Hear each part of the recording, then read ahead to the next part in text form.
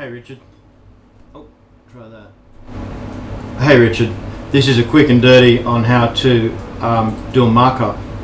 So for example,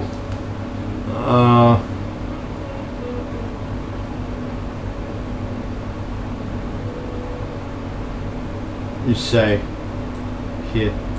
So I'm highlighting this. Notice that when I've highlighted, I get a new comment. Now where that occurs, you can just go new comment, save. So the arrow is how you save it.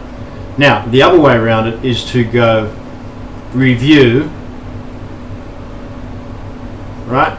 Show comments, reviewing pane, it's on.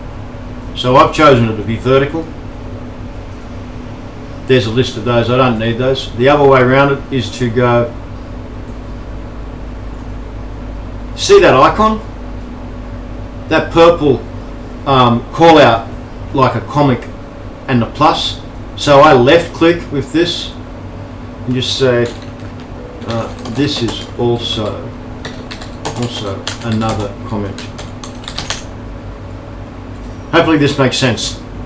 Okay, if in doubt, I'll find another video that on YouTube that pertains to the same with your Mac system. Right, mate, take it easy.